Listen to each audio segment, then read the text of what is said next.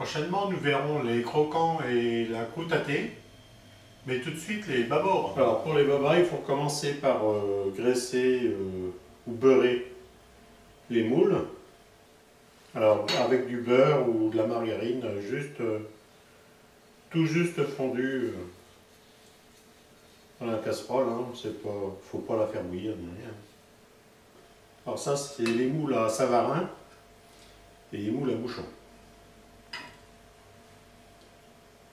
Baba Savarin, Baba Bouchon, et il y a aussi les Baba Marignan, mais on les fera une prochaine fois.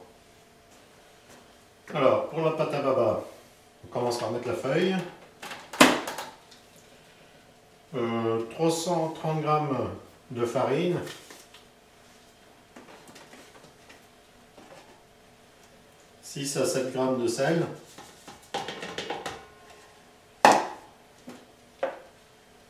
20 g de sucre semoule,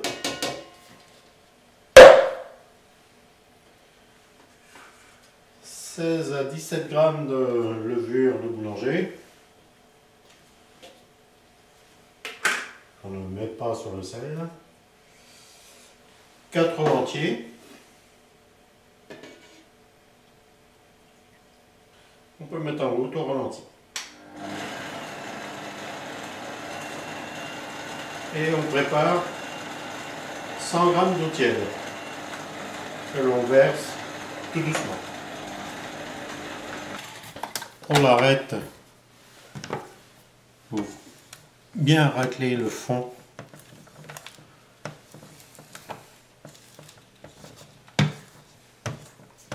Alors c'est une pâte très molle.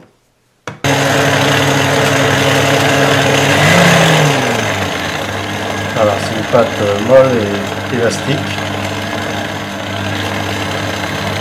On la laisse tourner un peu. On ajoutera le beurre après, le beurre fondu.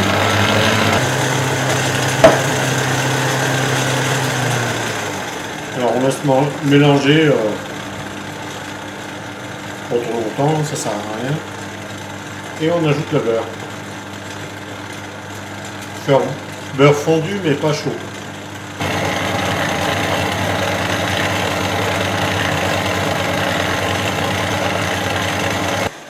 Voilà.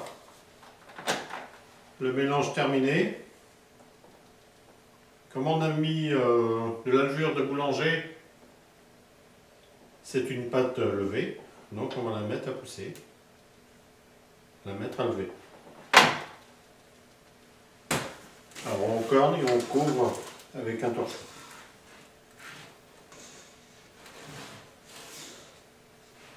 Et il faut surveiller régulièrement parce que ça monte assez vite. Donc voilà, la pâte à lever à température ambiante. On va donc la mélanger un petit peu, la battre un petit peu. Alors voilà, avec une grande cuillère. On met dans le moule et on racle tout autour en laissant apparaître le milieu du moule.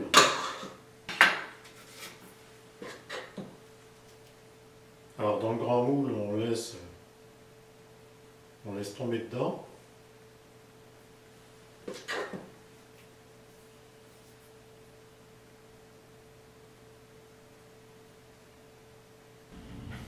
Dans les bouchons,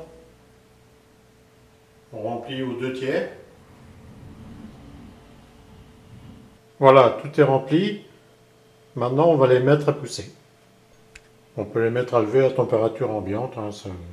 Vu que c'est une pâte très molle, ça pousse assez vite. Voilà, c'est levé, c'est prêt à mettre au four. Alors, on ne leur fait rien. On les met, pas de dorure, on les met directement comme ça. Alors voilà. Alors rien de plus facile à démouler que des babas. Alors cuisson à thermostat 7-8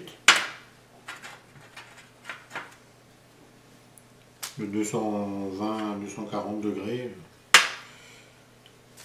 Ça cuit environ pendant pendant 20 minutes. Voilà, des babas bien blonds. Alors, il faut les stocker dans un endroit bien sec. Et les laisser, moi je les laisse au minimum 48 heures avant de les tremper dans le sirop. Bon, on va maintenant les tremper dans du sirop. Alors j'ai fait un sirop comme dans le sirop dans le numéro 5. 1 litre d'eau et 550 à 600 g de sucre. Et j'ai ajouté 100 g de rhum. On peut ajouter plus, mais bon, je vois pas trop l'intérêt vu que l'alcool s'évapore. Alors on appuie dessus légèrement sans les écraser. Voilà, vous vérifiez qu'ils soient bien imbibés. Et on peut mettre à égoutter.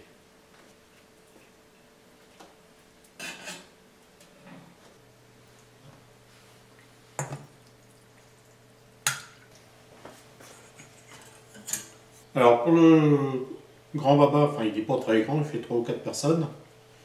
J'ai rajouté du sucre, que ça fasse un sirop plus épais, que le baba ne se casse pas au trempage. Bon, celui-ci il n'est pas grand, donc je le trempe directement. Mais quand on a un plus grand baba de 6-8 personnes, on peut le laisser sur la grille et l'arroser avec le sirop. Voilà, le gros baba une fois trempé.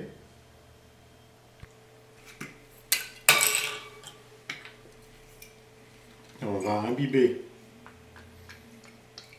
les babas au rhum. Alors je fais plusieurs passages, que ça soit imbibé quand même. On va maintenant les napper,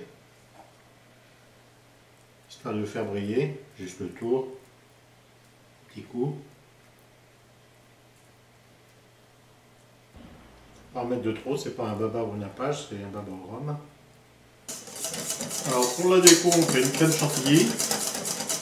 Alors j'ai mis 500 g de crème épaisse, parce que avec une crème épaisse c'est bien meilleur, ça n'a rien à voir. Donc 500 g de crème épaisse, j'ai rajouté environ 40 à 50 g de lait. Quand elle est presque montée, on ajoute 50 g de sucre glace et une goutte de vanille.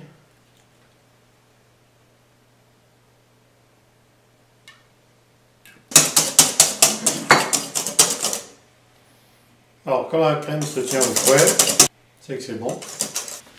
Alors j'ai décoré le chantilly, mais on peut aussi les décorer avec de la crème pâtissière ou avec des fruits confits, des fruits frais. On peut aussi décorer avec des copeaux de chocolat, du pailleté. Voilà, ben, bon appétit.